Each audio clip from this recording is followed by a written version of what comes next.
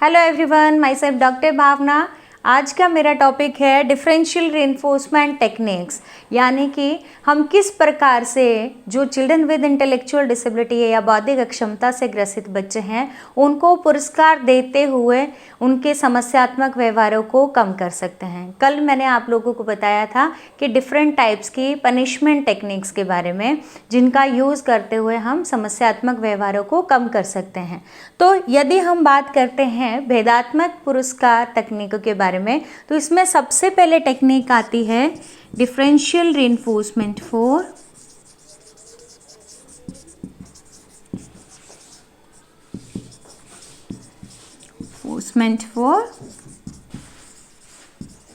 Opposite behaviour.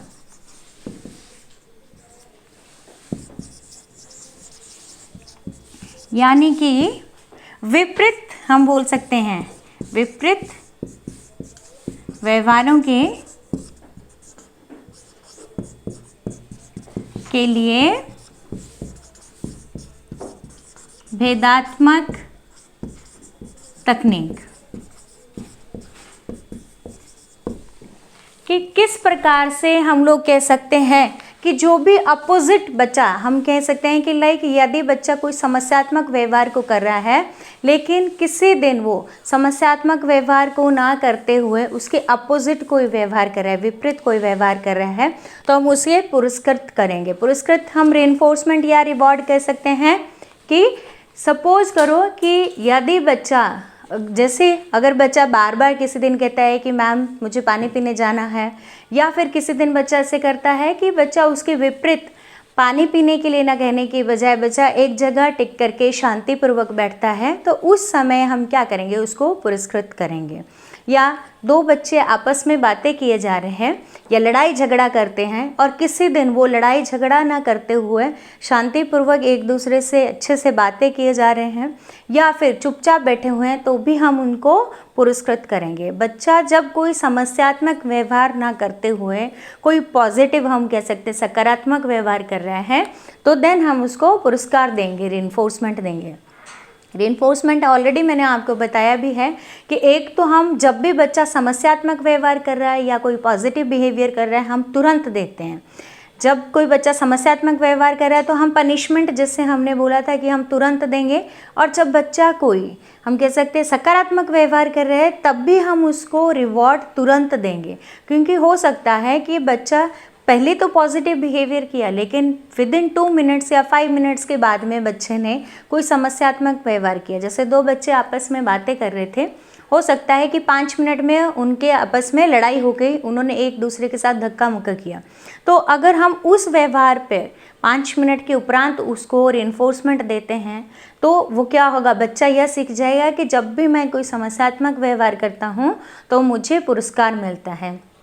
पुरस्कार आप different types के दे सकते हैं, जैसे जिसमें बच्चे को ईटेबल थिंग्स को भी दे सकते हैं। एंड सेकंड, आप बच्चे को सेकेंडरी हम बोलते हैं रीइंफोर्समेंट, जिसमें आप कोई बच्चे को एक्टिविटी दे सकते हैं, कहीं आप गार्डन में लेकर के जा रहे हैं, या टोकन हम बच्चे को रिवॉर्ड दे रहे हैं, क्लैपिंग कर रहे हैं, हम सोशल रीइंफोर्समेंट भी कहते हैं। कि जब बच्चा कोई पॉजिटिव बिहेवियर अगर कर रहा है तो हम उसको शाबाश, वेरी गुड देंगे, सो दैट वो जो पॉजिटिव बिहेवियर के लिए उसने अटेम्प्ट किया है वो उसको बनाए रखे। जब भी कोई भी सकारात्मक बच्चा व्यवहार कर रहा है तो उसको यह फील होना चाहिए कि नहीं, मैं जब अच्छा बिहेवियर करता हूँ तो मुझे कहीं ना कहीं सराहा जाता है। तो ये हमारा आता है कि विपरीत व्यवहारों के लिए अपोजिट, जब बच्चा अगर समस्यात्मक व्यवहार के जस्ट वो डिफरेंट कर रहा है, उसके अपोजिट कर रहा है, तो हम उसको रिवॉर्ड या रीइंफोर्समेंट को प्रोवाइड करेंगे।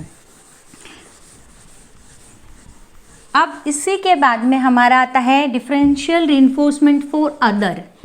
इसी में मैं करेक्ट कर दूंगी, अदर बिहेवियर कि यानी कि अन्य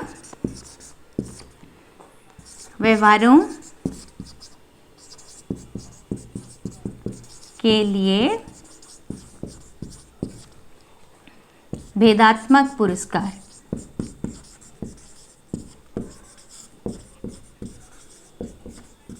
है ना, अब क्या है, बच्चा उसमें तो अपोजिट बोला था हमने कि बच्चा अगर बार बार उठ कर के बाहर जा रहा है लेकिन किसी दिन वो शांति से बैठा है। अब इसमें क्या बोला है, अन्य कोई दूसरा व्यवहार कर रहा है। हो सकता है कि बच्चा थोड़ी देर भूल करके कोई समस्यात्मक व्यवहार को भी कर सकता है, लेकिन एटलीस्ट उसने वो वाला बिहेवियर जो वो काफ़ी दिनों से किए जा रहा था उसको तो छोड़ा। तो हम क्या करेंगे, जब बच्चा समस्यात्मक व्यवहार के अलावा कोई और दूसरा बिहेवियर करता है देन हम उसको रीइंफोर्समेंट या रिवॉर्ड देंगे, उसको गुड या वेरी गुड कहेंगे। सपोज करो कि बच्चे दोनों आपस में, जैसे मैंने लास्ट में एग्जांपल दिया, दोनों आपस में क्या करते हैं, लड़ाई करते हैं ना। जब भी क्लास में टीचर पढ़ाता है तो वो लड़ाई करते हैं, लेकिन अब किसी दिन क्लासरूम में बैठे बैठे ही वो हो सकता है कि चीज़ों को शेयर कर रहे हैं या फिर आपस में वो बात कर रहे हैं, तो हम उनको क्या करेंगे, रीइंफोर्समेंट देंगे कि नहीं बेटा आज तो आप बहुत अच्छे से बैठे हुए हैं, लगता है आप गुड फ्रेंड बन गए हैं। तो इससे उनको क्या कहीं ना कहीं फील होगा कि नहीं, एक तो वो जो समस्यात्मक व्यवहार को वो छोड़ देंगे, सेकंड उनमें फीलिंग आएगी कि नहीं जब हम आपस में अच्छे से बात करते हैं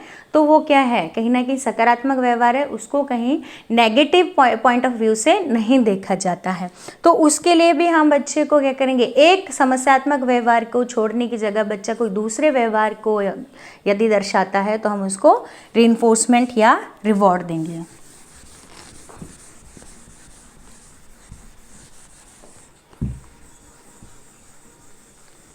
ना। अब differential reinforcement for low rate behaviour, इसको हम लोग शॉर्ट में बोलते हैं DLRO, differential reinforcement for low rate behaviour. Low rate behaviour मतलब कि बच्चा क्या कर रहा है, कम गति से या हम बोल सकते हैं से किए जाने व्यवहार पर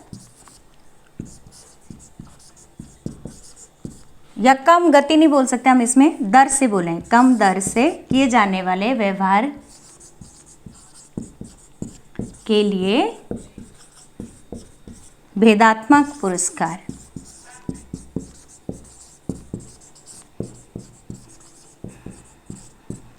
अब हम क्या कर रहे हैं, बच्चे को कम दर का मतलब कि अब नेम से ही क्लियर हो रहा है कि जहाँ बच्चे की जो फ्रीक्वेंसी है काम करने की बहुत ज़्यादा थी वो क्या हो गई है, कम हो गई है। सपोज करो बच्चा attention seeking behaviour, attention seeking behaviour कहते हैं कि बच्चा ध्यान आकर्षित करने के लिए टीचर को बार बार कहता है ma'am may I go to toilet, मैं बाहर जा सकता हूँ, या फिर बार बार बच्चा खिड़की से बाहर देखने की कोशिश करता है या क्लास को डिस्टर्ब करने की कोशिश करता है। यदि बच्चा, हम जैसे मैंने बोला कि बार बार टॉयलेट जाने के लिए कहता है, हो सकता है कि क्लासरूम में बच्चा 6 से 7 बारी बच्चा कक्षा में कहता है कि मुझे जाना है, लेकिन किसी दिन बच्चा 2 घंटे तक क्लासरूम में बैठे और सिर्फ 2 या 3 बार ही उसने बोला कि मैम मैं बाहर जाऊं, तो हम उस टाइम पे बच्चे को पुरस्कृत करेंगे कि बेटा देखो आज आप कितने अच्छे से बैठे हैं, आज आपने जिद नहीं किया कि मुझे बार बार बाहर जाना है। तो आपको डेली इसी तरह से क्लासरूम में बैठना है और ध्यान से क्लास को सुनना है। तो उसके लिए हम बच्चे को रिवॉर्ड या रीइंफोर्समेंट देंगे।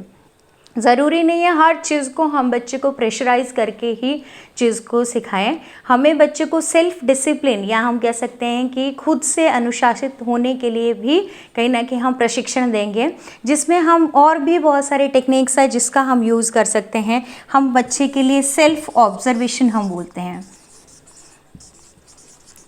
हमारे नॉर्मल बच्चे भी हैं या फिर हमारे जो भी बौद्धिक अक्षम बच्चे हैं, सेल्फ ऑब्जर्वेशन होता है कि स्वयं निरीक्षण,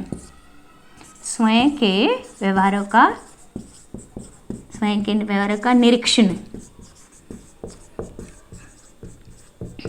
अब हम बच्चों को ये चीज़ें तो हमने इम्प्लीमेंट किया, जब भी बच्चे ने कोई भी पॉजिटिव बिहेवियर किया तो उसको रिवॉर्ड दिया। अब यहाँ पर हम बच्चे को इंडिपेंडेंट भी बनाएंगे सो दैट उसको पता भी चले कि कहाँ वो समस्यात्मक व्यवहार कर रहा है और कहाँ उसको रिवॉर्ड या रीइंफोर्समेंट दिया जाएगा, कहाँ उसको पनिशमेंट होगी, कौन से व्यवहारों के लिए उसको हम क्या करेंगे, पनिशमेंट करेंगे। तो हम बच्चे को चांस भी देंगे, हम बच्चे को सिखाएंगे पहले तो कि कौन कौन से गुड हैबिट्स होती है, कौन सी बैड हैबिट्स होती हैं, कौन से पॉजिटिव बिहेवियर्स होते हैं, कौन से नेगेटिव होते हैं, हैं, वो सब चीज़ें हमने बच्चे को बता दिया। और फिर हम बच्चे को रियलाइज़ करने के लिए भी बोलेंगे कि अब आप देखिए कि आप में कौन कौन सी अच्छी आदतें हैं जो हमें अपने में रखनी, और कौन सी बैड हैबिट्स हैं जिनको हमें, जो हम गलत व्यवहार करते हैं उनको हमें दूर करना है। तो इस तरह से हम बच्चे को कहीं ना कहीं सेल्फ, हम कह सकते हैं कि निरीक्षण करने के लिए भी कहेंगे। एंड सेल्फ, दूसरा हम कह सकते हैं रेटिंग ऑफ बिहेवियर, या हम कह सकते हैं रिकॉर्डिंग भी कह सकते हैं हम लोग,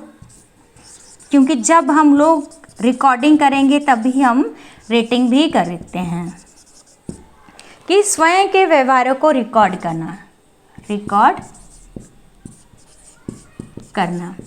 है ना। अब इससे क्या होगा कि जब भी बच्चे ने समस्यात्मक व्यवहार को किया तो हम उसको यह भी बताएंगे कि बेटा आप किस टाइम पे, जैसे बच्चा बदतमीज़ी करता है तो किस टाइम पे बच्चा बदतमीज़ी करता है, वो चीज़ भी हम बच्चे को सिखाएंगे कि आपने उसको एक डायरी में नोट डाउन करते चलना है कि कहाँ आपसे, जब भी आप कोई भी समस्यात्मक व्यवहार हो, कहाँ आप गलती कर रहे हैं, उसको आपने नोट डाउन करते चलना है। सपोज़ करो कि जैसे मैं एग्जांपल देती हूँ कि कोई लड़का है, वो क्लासरूम में टीचर से पूछने के लिए, कोई भी उसको अगर कोई क्वेरी है तो पूछता नहीं है, चुपचाप रहता है। तो ऐसे में टीचर ने जब उसको बोलने के लिए प्रेरित करना है, या उसके जो चुप रहने वाला व्यवहार है जहाँ वो ध्यान नहीं देता है, तो उसके लिए टीचर क्या बोलेगा कि आपको देखो, जब भी मैं क्लासरूम में हूँ तो आप क्या करोगे, अगर आप कितनी देर तक उसको आप नहीं, मेरे से क्वेश्चन नहीं पूछते, उसको आपको रिकॉर्ड भी करना है, या बच्चा अगर बोलता भी है तो उसको रिकॉर्ड भी करना है और उसको मोटिवेट भी करना है कि सो दैट वो जो भी उसके,